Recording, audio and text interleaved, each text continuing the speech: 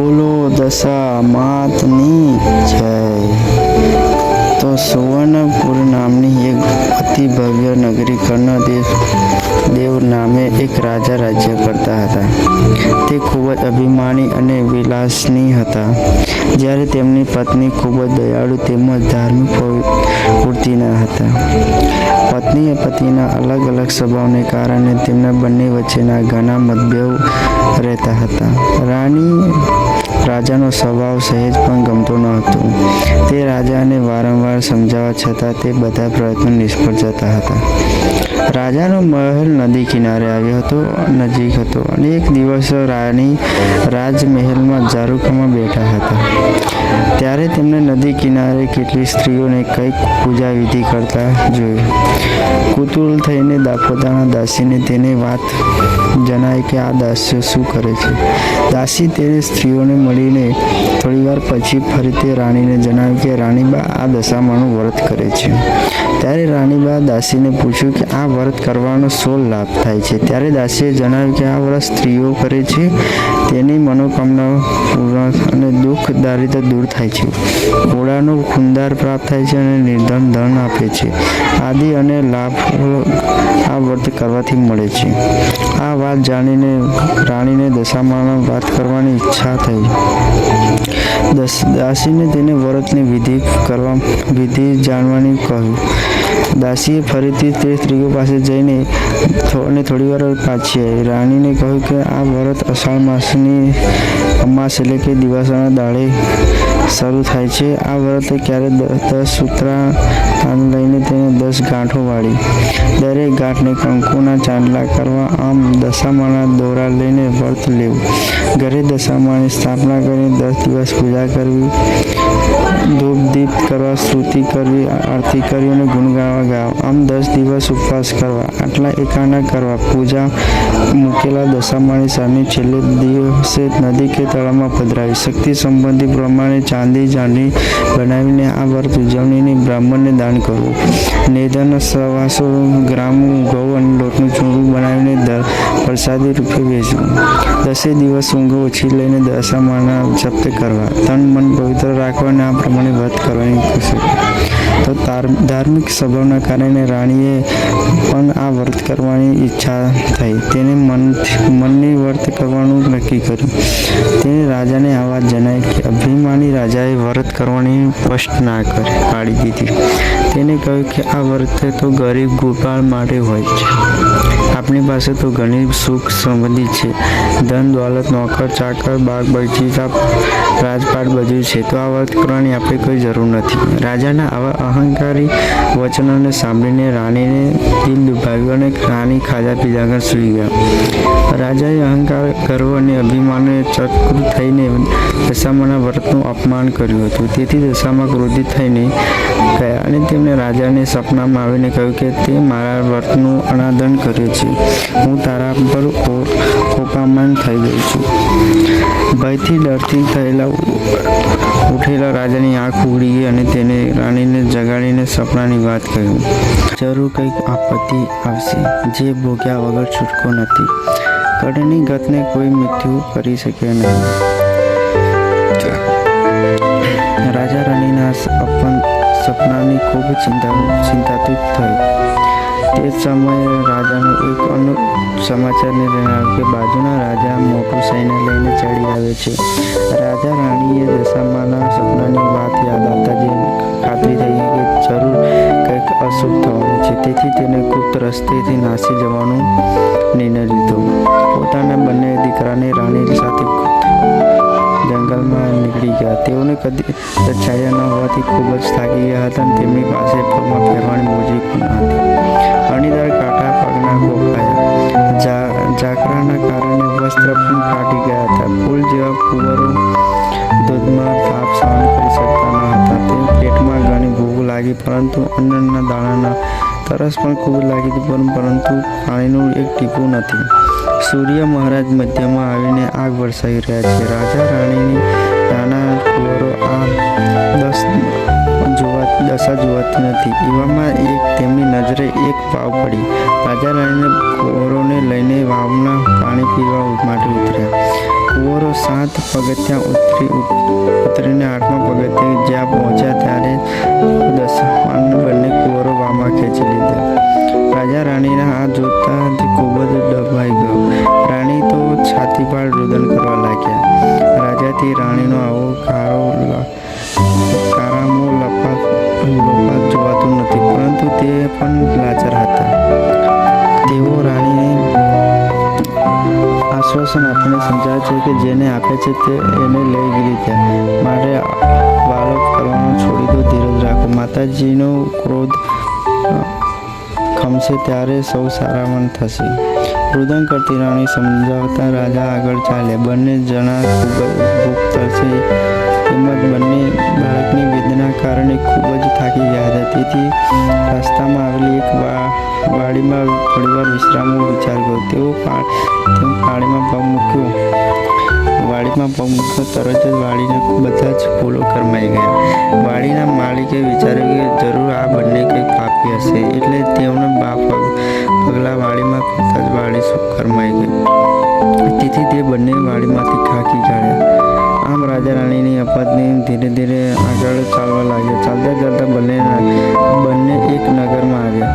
ત્યાંનો મુખી રાજા સંબંધી હતો, એટલે ખૂબ દુઃખમાં તો એ જરૂર સહકાર આપશે એમ વિચારીને આશરો મેળવવા માટે તે ઘરે ગયા. પરંતુ દશામાના ક્રોધના કારણે મુખી રાજાને ઓળખી ન શક્યો અને તેને ભિખારી ગણીને ગામની બહાર કાઢી મૂક્યો. રાજા રાણીની તરત જ સમજી ગયા કે આ દશામાના કોપના કારણે બન્યું છે. હવે ત્યાંથી નિરાશ થઈ બંને રાજા રાણી આગળ પંથ પગ આપી રહ્યા હતા. તેવામાં રાજાની બહેનનું નગર આવ્યું. રાજાને થયું કે મારી સગી બહેન તો દુઃખમાં સમય અને જરૂર આપશે. એમને પાદરે પોતાની બહેનને સંદેશો મોકલાવ્યો કે તેના ભાઈ આવ્યા છે. બહેને પોતાના ભાઈને સોનાની ગાગર સુખડી મોકલી અને સાથે સોનાની સાંકળી મોકલી. પરંતુ માના કોપના કારણે સોનાની ગાગર પિત્તળની બની ગઈ અને સુખડી કોલસા બન્યા અને સોનાની સુકળની બદલે ફૂફાડતો મારતો કાળો નાગ નીકળ્યો. રાજાને વિચાર આવ્યો કે મારી જાણીતા બહેન તો કદી આવું ના કરે, નક્કી મારા દશામાના કોપના કારણે આવું બને છે. તેથી તે ગાગર ત્યાં દાટી દે અને આગળ ચાલ્યા.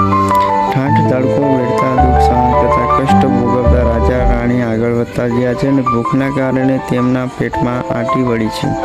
તેમને ચાલવાની સહેજ પણ હિંમત નથી, પરંતુ શું કરે, દશામાના કોપના સહન કરવાનો વગર છૂટકો જ નથી.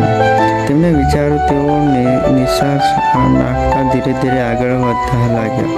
તેવામાં એક નદીના કાંઠે ચીબલા વાળા જોયા. રાજાએ 2 હાથ જોડીને વાળા માલિકને ખગરીને કહેવા લાગ્યા કે ભાઈ, અમે 7 દિવસથી ભૂખ્યા છે, કરીને અમને ચીબડા આપો. માલિકે દયા આવવાથી તેને એક ચીબડું આપ્યું. રાજા નક્કી કર્યું કે આગળ જઈને થોડા આરામ કરીને શાંતિથી ચીબડું ખાઈએ, ભૂખ મળે. તેવામાં એવું બન્યું કે એ ગામના રાજા કુંવર 2 દિવસ પહેલા રિસાઈને ભાગ્યા હતા. સિપાહીઓ કુંવરની શોધમાં નીકળ્યા હતા. દશામાના ક્રોધના કારણે રાજાના હાથમાં જે ચીબડું હતું તે કુંવરનું માથું બની ગયું. આથી સિપાહીઓ તેને બંનેને દોરડેથી બાંધીને રાજદરબારમાં હાજર કર્યા. રાજાએ તાત્કાલિક તેમને જેલમાં પૂરી દીધો અને રાણીને ઘણી વાર માનવામાં થયું કે મારા પતિએ દશામાના વ્રતની આવો કરી, તેથી જ કુટુંબ સાથે ડુંગરા તૂટી પડ્યા. માટે આ વર્ષે હું અષાઢ માસના દશામાનું વ્રત કરીશ. આમ માને રીઝાવ નક્કી કર્યું. જોતજોતામાં 12 મહિના વીતી ગયા. શ્રાવણ મહિનો 2 દિવસ બાકી હતા અને રાણીએ કેદખાને ઉપરી માણસને દશામાનું વ્રત કરવા માટે ઈચ્છા. દયાળુ પુત્રીએ ધર્મના કામમાં ના પાડી અને સામગ્રી લઈ આપવાનું વચન આપ્યું. દિવસના દિવસે સવારે નાહી ધોઈને રાણી દશામાં શેરનો દોરો લઈને 10 ગાંઠો વાળી કંકુ કઠોળને બાંધી તેને પૂજા કરીને 10 દિવસ નકારા ઉપવાસ કરીને મતનમનથી ભક્તિ કરી. આમ રાણી અપાર ભક્તિ જોઈને દશામાનો ક્રોધ શમી ગયો અને માએ આશીર્વાદ આપ્યા કે તે જ રાજા દશામાના નગરમાં રાજાના સપના થયા આવી. હે રાજા, જે તે કેદ કરેલા સ્ત્રી પુરુષ તારા કુંવર હત્યારા નથી, પરંતુ તે બીજા દેશના રાજા રાણી છે. તેથી તેમને છોડી દે. તારા કુંવર મોસાળ છે. કાલે સવારે ઘેર જઈને પાછો આવ. સપનું પૂરું થતાં જ રાજા જાગી ગયો. તે ઊંઘ ના આવી અને સવાર પડતા મહેલમાં શોરકોમ થયું કે કુંવર આવી ગયા છે. આ સાંભળતા જ રાજા બહાર આવીને પોતાના કુંવરને ભેટી પડ્યા ને આખા મહેલમાં આનંદ છવાઈ ગયો. ત્યારબાદ તે રાજા બંદીવાર રાજા રાણીને માન સહિત મહેલમાં બોલાવી આવકારીને ગઢ સંપત્તિ આપી વિદાય કર્યા. રાજા રાણી રથ બેસાડી પોતાના રાજ્ય તરફ પાછા વળવા નીકળ્યા. રસ્તામાં તેમની બહેનનું નગર આવ્યું. ત્યારે રાજાએ પોતે જમીનમાં દાટેલી ગાગર યાદ આવી. રાજા આડો વધીને જોયું કે તો ગાગર સોનાની સાંકળીને સુકડી હતા. બીજી બાજુ બહેનને જણાવવા મળી કે પોતાના ભાઈ ભાભી નગરમાં સીમળે આવ્યા. તેથી તેને પોતાના ભાઈ ભાભીને આગ્રહ કરીને ઘરે લઈ ગયા.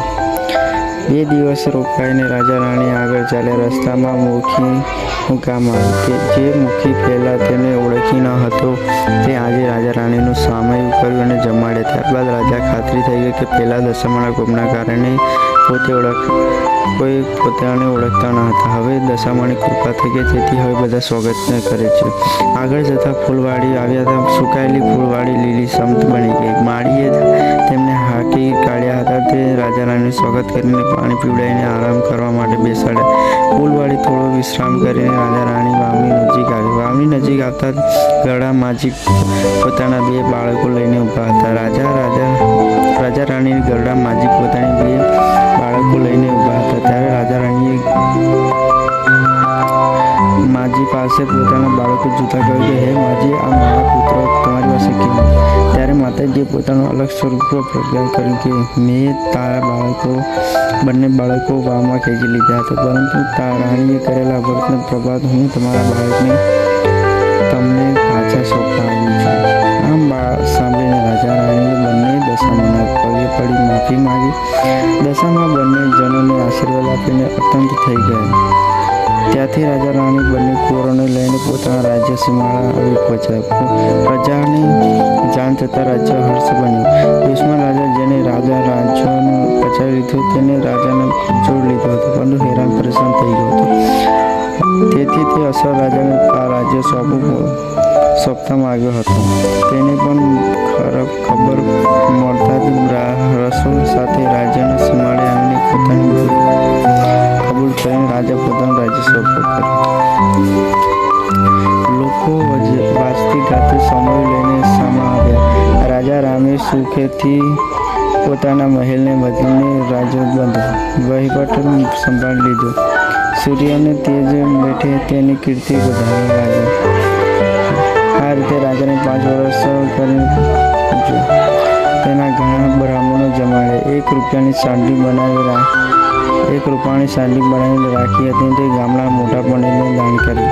એ દશામાં જેવી રીતે રાજા રાણીની દશા વાળી તેવી તમારા વ્રત કરનારને તથા વાંચનાર અને સાંભળનારની દશા વાળજો. જય દશામાં. બોલો દશા.